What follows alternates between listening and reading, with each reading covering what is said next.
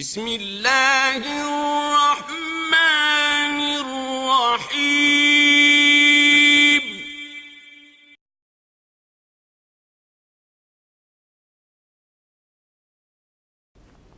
اب یہاں چند چیزوں کا ذکر ضروری ہے۔ سب سے پہلے تو اس بات کا ذکر کہ اللہ تعالیٰ اس پورے واقعے میں ہمیں جو درس دینا چاہتا ہے وہ درس کیا ہے؟ وہ درس یہ ہے کہ اللہ نے انسان کو گزشتہ انسانوں کے خلیفے کے طور پر اس زمین پر پیدا کیا،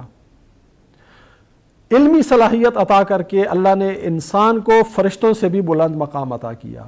فرشتوں نے انسان کی اس بلندی مرتبہ کا اقرار اس طرح سے کیا کہ اللہ تعالیٰ کے حضور میں سجدہ شکر کیا، اس طرح سے کہ آدم ان کے سامنے قبلہ کے طور پر موجود تھے۔ اور پھر اللہ تعالیٰ نے جنت میں آدم اور ان کی زوجہ کو جگہ دے کر یہ بتا دیا کہ انسان، اگر تم اپنے آپ کو علمی لحاظ سے اس معیار پہ رکھو گے،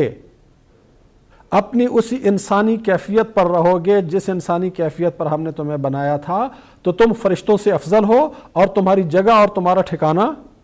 وہ جنت ہے۔ لیکن اگر تم اللہ تعالیٰ کے احکامات کی نافرمانی کرو گے اس دنیا میں، اور اللہ تعالیٰ کے احکامات پر چلنے کی بجائے اپنی خواہشات کی بنیاد پر شیطان کے بہکاوے میں آ جاؤ گے، تو پھر جنت سے نکال دیے جاؤ گے۔ یعنی گویا یہ جو پہلا ایپیسوڈ ہے اس آدم اور اس نسل آدم کی اس خلقت کے سارے سلسلے کا، اس پہلے ایپیسوڈ میں اللہ تعالیٰ نے ساری حقیقت بیان کر دی کہ انسان فرشتوں سے افضل علم کی وجہ سے اپنے اس مقام پر قائم رہے گا تو اس کی جگہ جنت،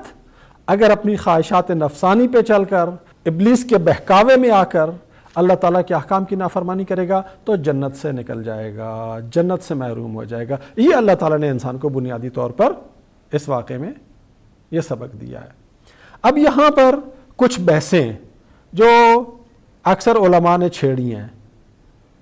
کہ حضرت آدم تو معصوم تھے اس لیے کہ نبی تھے، اور معصوم تو گناہ کرتا نہیں ہے، تو یہ جو اللہ تعالیٰ نے حکم دیا کہ سب کچھ کھاؤ پیو اور ایک درخت کے نزدیک جانے سے منع کیا، تو پھر حضرت آدم نے جو اللہ کے اس حکم کی نافرمانی کی، تو ایک طرف سے ہم کہتے ہیں کہ وہ معصوم تھے، دوسری طرف سے ہم کہتے ہیں کہ انہوں نے اللہ تعالیٰ کی نافرمانی کی، تو پھر عصمت اور اللہ تعالیٰ کی نافرمانی ان دونوں کا آپس میں جوڑ کیا بنتا ہے؟ فَتَكُونَا مِنَ الظَّالِمِينَ، ظالم بن جاؤ گے۔ معصوم اور ظالم، ان باتوں کا آپس میں کیا جوڑ؟ بنیادی طور پر اس چیز کو سامنے رکھیے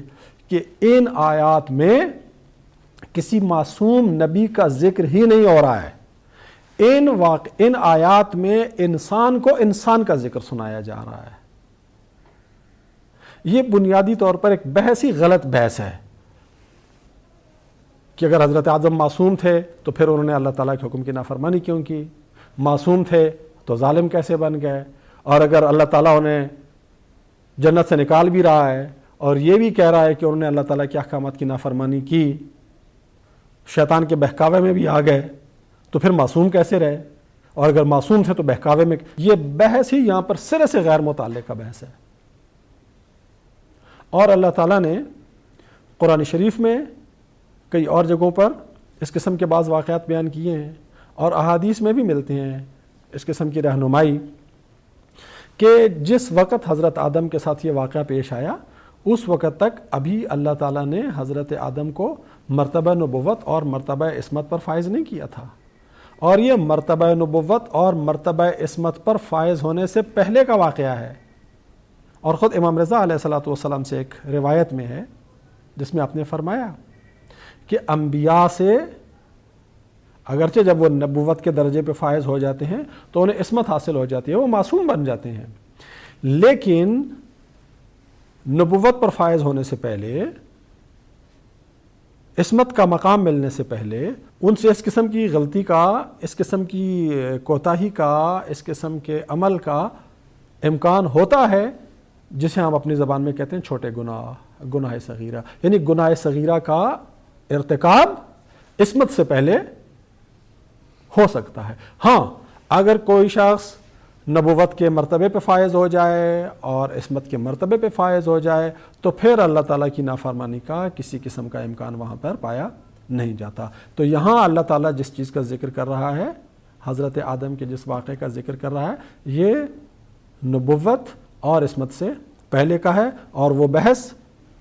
کہ اگر وہ معصوم تھے تو پھر ظالم کیسے بنے، اللہ تعالیٰ کے حکم کی نافرمانی کیسے کی، یہ ساری یہاں پر بے ربط بحثیں ہیں۔ اور ان بحثوں کا نتیجہ کیا نکلا ہے کہ جو اصل نتیجہ اس درس سے ہمیں لینا چاہیے تھا وہ درس ہم نے نہیں لیا۔